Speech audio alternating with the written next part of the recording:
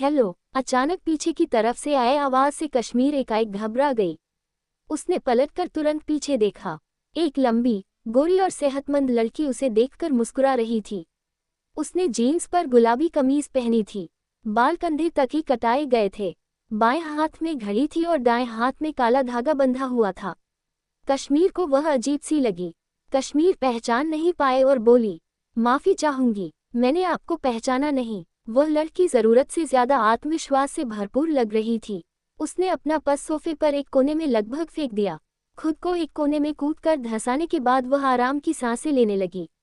कुछ पलों बाद मुस्कुराकर बोली, अरे मैं प्रिया शर्मा हूँ, जिसे नई किताब की एडिटिंग के लिए रखा गया है।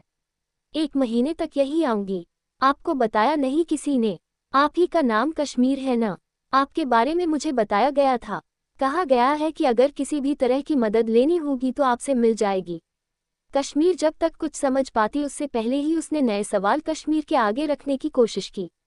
पर कश्मीर ने पहले ही कहा, जी हाँ, मैं ही कश्मीर हूँ। आज दूसरा शनिवार है, इसलिए काफ़ी कम लोग आएंगे।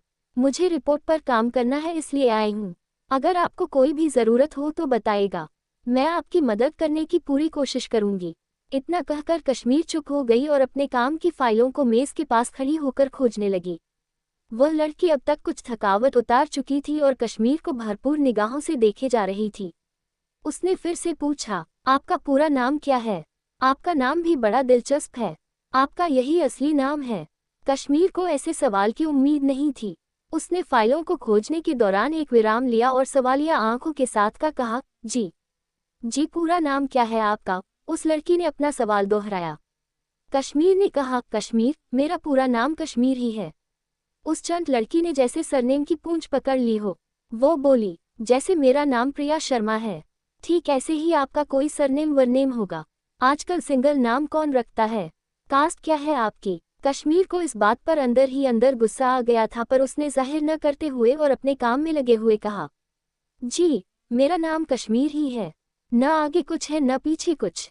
कास्ट का क्या करना, इंसान होना काफ़ी है। इस बात पर दफ्तर में आई नई लड़की ने कश्मीर के बारे में जो पहली राय बनाई वह थी, घमंडी लग रही है।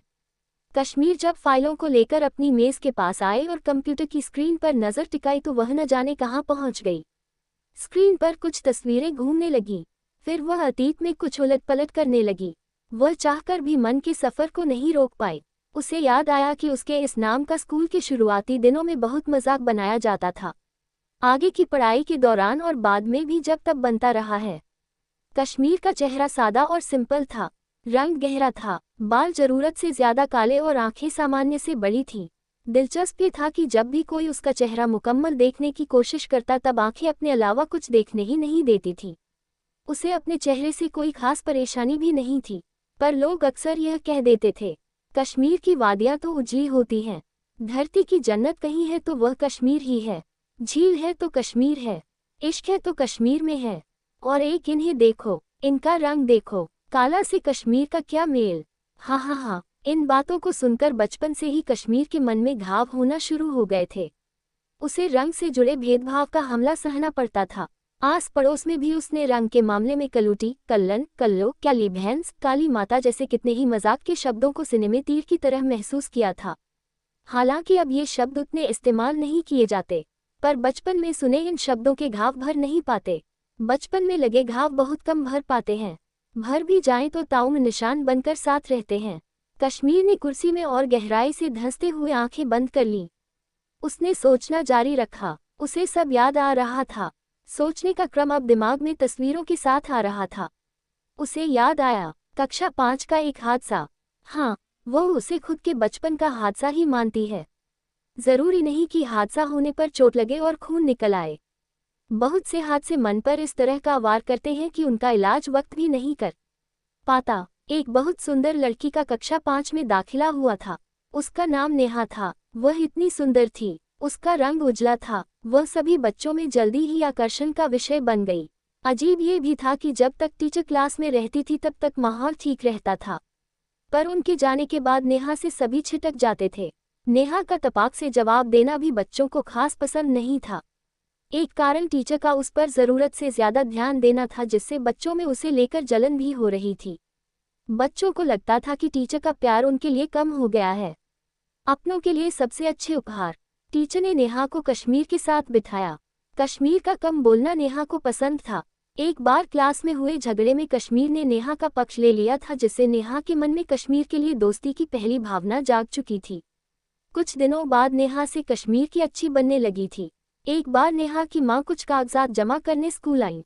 उस दिन नेहा ने उत्साह में कश्मीर से अपनी माँ को मिलवाते हुए कहा, मम्मा, यही मेरी दोस्त है कश्मीर। बताया था ना आपको। कश्मीर को उसकी माँ से मिलते हुए थोड़ी घबराहट महसूस हुई, कारण उसकी माँ का कश्मीर को अजीब नज़रों से घूरना और कुछ न कहना था। नेहा और कश्मीर के बीच धीरे धीरे बेहतर बन रही थी। नेहा कई बार कश्मीर से कॉपी या फिर ऐसे ही मिलने घर भी आ जाती थी। कश्मीर की माँ उसे बहुत प्यार करती थी और नेहा को कुछ खास भी बनाकर खिलाती थी।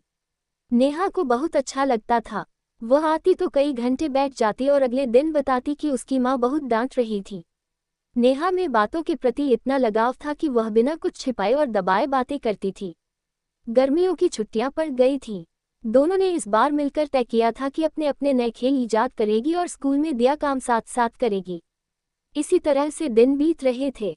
नेहा जब भी कश्मीर को अपने घर आने को कहती तब कश्मीर को नेहा की मम्मी को लेकर एक खौफ आ जाता, लेकिन वह कभी भी इस डर के बारे में नेहा को नहीं बताती थी। न जाने क्यों कश्मीर को उनसे एक कटाव सा महसूस होता था।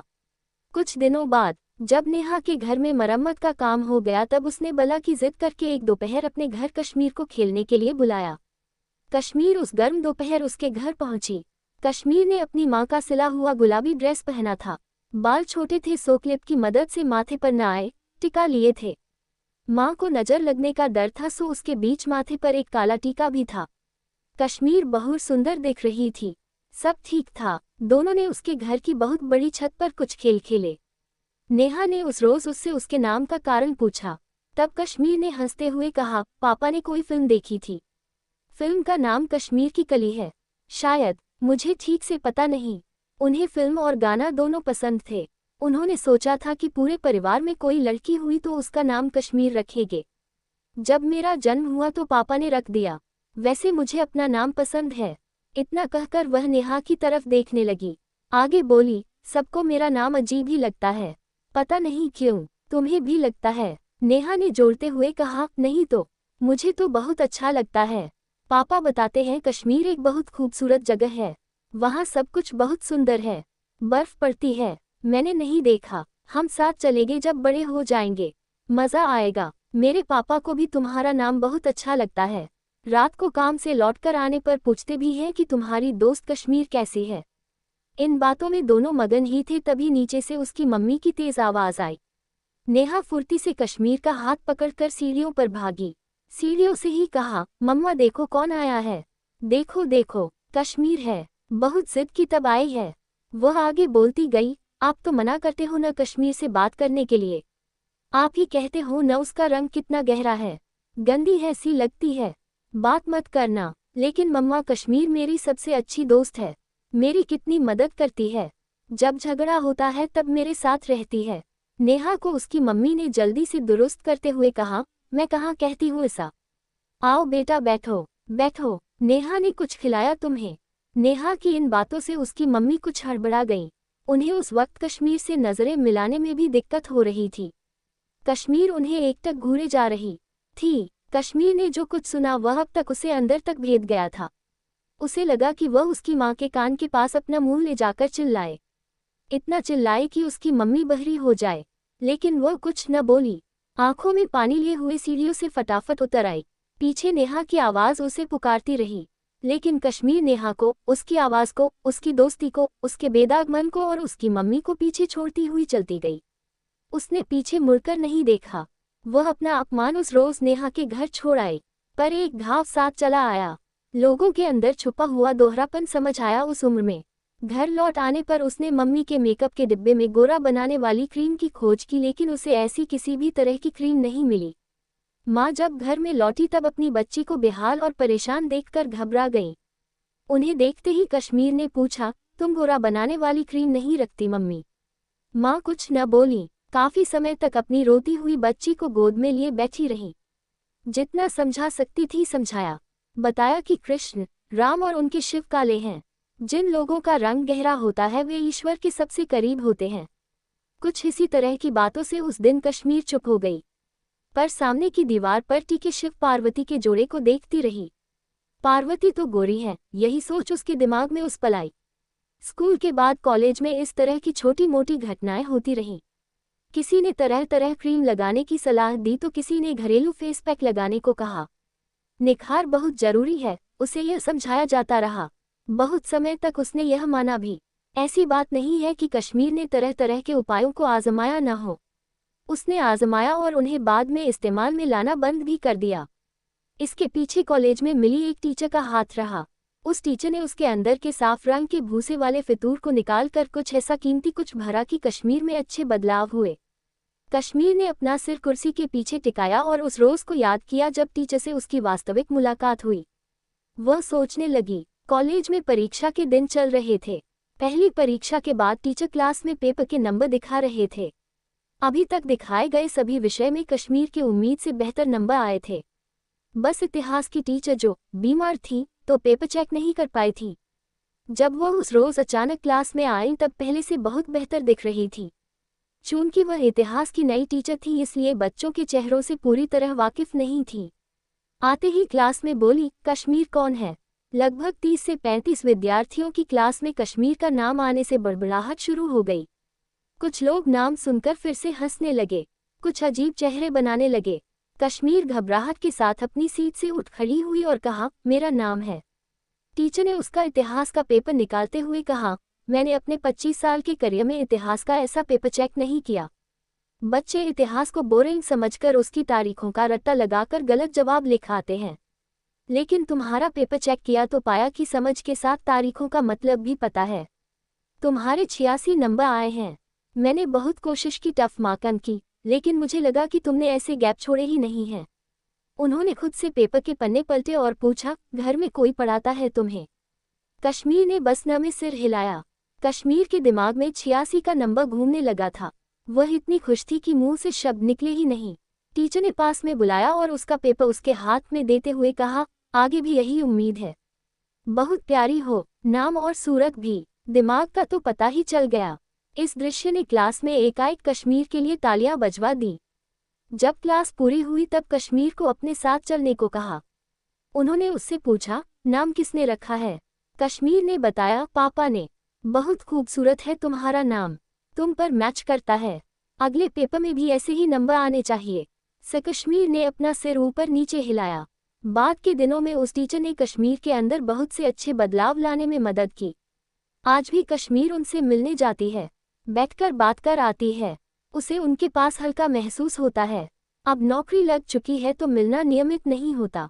कभी कभी खुद से हमारी मुलाकात कोई बाहर का शख्स करवाता है। टीचर ने यही मुलाकात करवाई थी। कश्मीर अपनी कुर्सी पर बैठे हुए इन सब यादों में घूम रही थी। तभी पीछे से प्रिया शर्मा चाय का कप उसकी मेज पर रखते हुए बोली, कश्मीर जी, चाय पीजिए, नींद भाग जाएगी। खुद के लिए बना रही थी तो सोचा आपके लिए भी एक कप बना लूं। इतना कहकर वह लड़की अपना मोबाइल ले आए और कश्मीर के पास बैठकर एक गाना बजाना शुरू किया। कश्मीर की कली हूँ मैं, मुझसे न रूठो, वह बोली। अभी अभी डाउनलोड किया है आपके लिए। कश्मीर उसकी इस अदा पर मुस्कुराए बिना न रह सकी। उसने मुस्कुराते हुए कहा, चाय के लिए शुक्रिया।